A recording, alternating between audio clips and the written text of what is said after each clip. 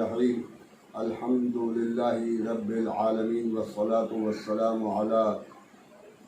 سيد الأنبياء والمرسلين الذي سمي في السماء بأحمد وفي الأرض أبي القاسم محمد اللهم صل وآله الطاهرين المعصومين المظلومين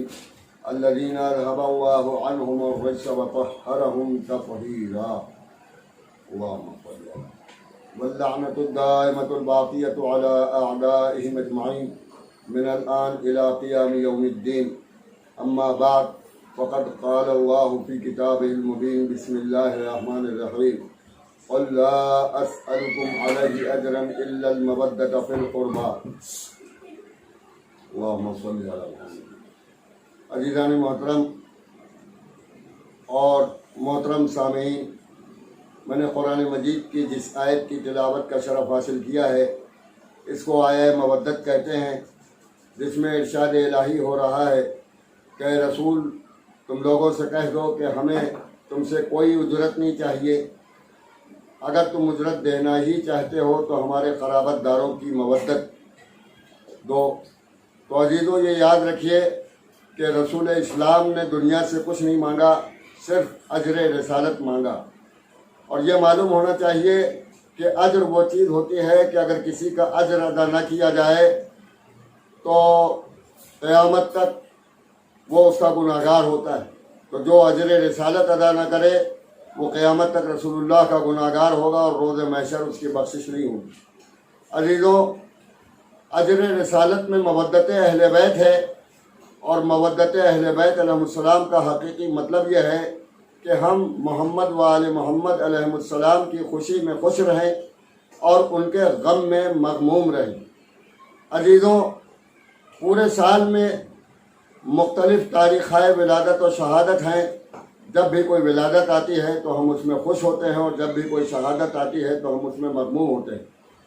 لیکن مسئلہ ہمارے وہاں سب سے بڑا یہ ہے کہ بعض تاریخیں ایسی ہیں کہ جو کنفرم نہیں ہیں کہ ہاں یہی حقیقی طور پہ۔ بہت سی تاریخیں ولادت مختلف ہیں، اور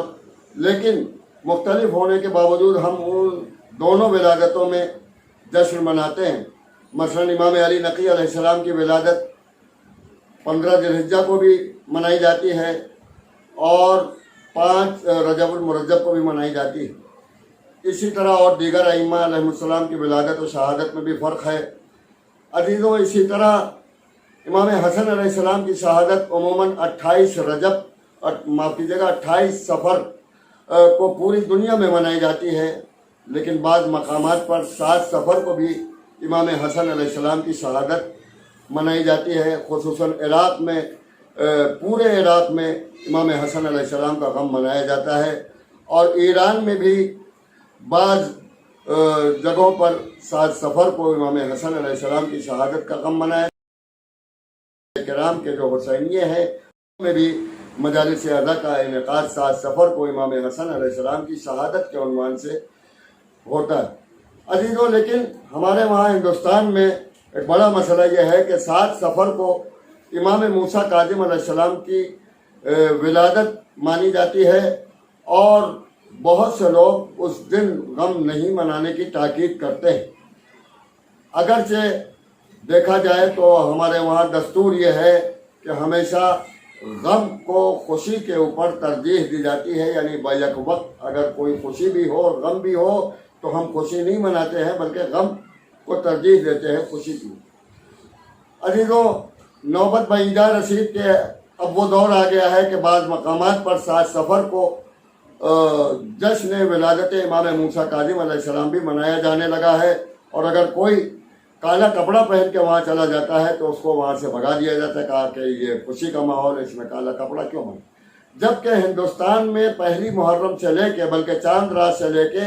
8 ربیع الاول تک ایام غم رہتے ہیں، اور یہ وہ ایام ہیں کہ جس میں اہل حرم علیہ السلام پر مصائب کے پہاڑ ٹوٹے۔ لہذا جو لوگ یہ کرتے ہیں، میرا اپنا ذاتی نظریہ یہ ہے کہ وہ صحیح نہیں کرتے۔ بہرحال بہت سے مومنین کو اس بات کا افسوس رہتا تھا کہ ہم 7ویں امام کی ولادت کی تاریخ میں جشن ولادت نہیں منا پاتے۔ عزیزوں، اس بات کی فکر ہوئی، کچھ علماء کرام نے تحقیق کی اور جستجو کی، فکر کی، مراجع کرام سے رجوع کیا، تو بات کھل کر سامنے آئی کہ جس طرح اور اماموں کی ولادتیں دو تاریخوں میں ہیں، اسی طرح ہمارے 7ویں امام کی بھی ولادت صرف 7 سفر ہی نہیں ہے تاریخوں میں، بلکہ 20 ذی الحجہ بھی ہے۔ 20 ذی الحجہ سن 128 ہجری۔ میں آپ کی خدمت میں پہلے تو عید ولایت، عید اکبر، روزہ غدیر 18 ذی الحجہ کی مبارکباد پیش کرتا ہوں۔ بولو آج 19 ذی الحجہ ہے، لیکن 20 ذی الحجہ کی سب ہو گئی ہے، لہذا شب ولادت امام موسیٰ کاظم علیہ السلام کی ولادت باطہارت کی مبارکباد بھی تمام عالم اسلام کی خدمت میں پیش کرتا ہوں۔ اور صرف ولادت باطہارت کی مبارکباد نہیں پیش کروں گا، بلکہ پوری دنیا کے تمام مومنین سے یہ دست بستہ گزارش بھی کروں گا کہ یہ 7ویں امام، جن کو باب الحوائج بھی کہا جاتا ہے، جن کے مراتب میں یہ کہنے کے لیے کیا کم ہے کہ وہ معصوم ہیں، امام ہیں اور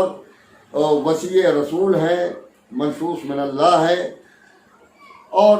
باب الحوائج ہیں۔ یہ 7ویں امام علیہ السلام یعنی باب الحوائج حضرت ابو الفضل عباس کے بعد اگر کسی، ویسے تو ہمارا ہر امام باب الحوائج ہوتا ہے اور جتنے بھی شہداء ہیں وہ بھی باب الحوائج ہیں، لیکن خصوصیت کے ساتھ حضرت ابو الفضل عباس علیہ السلام کو باب الحوائج کہا جاتا ہے، اور یوں ہی نہیں کہا جاتا بلکہ یہ وہ باب الحوائج ہیں کہ ساری دنیا اپنی مرادیں ان سے پاتی ہے۔ اسی طرح امام موسیٰ کاظم علیہ السلام کی جب ولادت آتی ہے یا شہادت آتی ہے، یا اس کے علاوہ بھی باب الحوائج امام موسیٰ کاظم علیہ السلام کے روضے پر پوری دنیا کے لوگ جاتے ہیں اور ان سے اپنی مرادیں پاتے ہیں۔ عزیزوں، آئیے آج ہم آپ کی خدمت میں یہ اپیل کریں اور یہ گزارش کر رہے ہیں کہ آپ جس طرح جشن ولایت غدیر مناتے ہیں اور دیگر ائمہ کا جشن ولادت مناتے ہیں، اسی طرح 7ویں امام علیہ السلام کا بھی جشن ولادت منایا کریں، اور یہ نہ سوچیں کہ ان کی تاریخ ولادت تو صرف 7 سفر کو ہے۔ جس طرح دیگر ائمہ کی ولادت و شہادت مختلف تاریخوں میں، خصوصاً معصومہ عالم کی 13 یا 14 رجب، 13 یا 14 جمادی الاولیٰ کو بھی شہادت اور میں پرسہ دیتے ہیں آپ امام زمانہ کو، اور 3 جمادی الثانی کو بھی پرسہ دیتے ہیں۔ اسی طرح جناب عباس کی ولادت کے موقع پر، باب الحوائج کی ولادت کے موقع پر 4 شعبان کو بھی جشن مناتے ہیں، اور 17 شعبان کو بھی جشن مناتے ہیں، اور 7 رجب کو بھی ان کی ولادت کا جشن منایا جاتا ہے۔ تو چونکہ 7ویں امام کی ولادت بعض روایتوں کے مطابق 7 سفر بھی ہے، اور بعض روایتوں کے مطابق 20 ذی الحجہ بھی ہے سن 128 ہجری کو، لہذا چونکہ 7 سفر ایام غم میں آتے ہیں، لہذا ہم ان کا جشن ولادت نہیں منا سکتے۔ لہذا آپ سے اپیل کی جاتی ہے کہ پوری دنیا میں 20 ذی الحجہ کو ہمارے 7ویں امام باب الحوائج حضرت امام موسیٰ کاظم علیہ السلام کا جشن ولادت منائیں، اور اس کی زیادہ سے زیادہ ترویج و تبلیغ بھی کیجیے، تاکہ ہم 7ویں امام کا جشن ولادت منانے سے محروم نہ رہ جائیں، اور پوری دنیا میں 20 ذی الحجہ کو 7ویں امام کا جشن ولادت منایا جائے۔ عزیزوں، پھر ایک بار ہم تمام عالم اسلام، خصوصاً مراجع کرام اور اپنے امام اصل عجل اللہ فرجہ الشریف کی خدمت میں ان کے جد امجد 7ویں امام موسیٰ کاظم علیہ السلام کی ولادت کی مبارکباد پیش کرتے ہیں، اور اس موقع پر ہم خود امام زمانہ سے عیدی یہ چاہتے ہیں کہ پوری دنیا سے یہ کرونا جیسی وبا کو ختم کیجیے۔ آپ حجت وقت ہیں، اگر آپ چاہیں گے تو خداوند عالم آپ کی بات قبول کرے گا۔ امام زمانہ سے ہم یہ التجا کرتے ہیں، یہ مراد مانگتے ہیں، یہ دعا مانگتے ہیں کہ امام زمانہ علیہ السلام آپ کو اس جشن ولادت کے موقع پر ہم آپ کو مبارکباد پیش کرتے ہیں، لیکن مبارکباد میں عیدی بھی مانگتے ہیں، اور وہ عیدی یہی ہے کہ پوری دنیا سے کرونا جیسی وبا ختم ہو اور جنت البقیع کی تعمیر کی راہیں جلد از جلد ہموار ہوں۔ پوری دنیا کے تمام شیعان اہل بیت علیہ الصلوۃ والسلام کی جان مال اولاد اور عزت آبرو اور صحت کی حفاظت ہو۔ مولا اذن خدا سے آپ کا ظہور جلد از جلد ہو تاکہ ہم سب مل کے آپ کی نصرت و حمایت کر سکیں۔ وقت والسلام علیکم ورحمۃ اللہ۔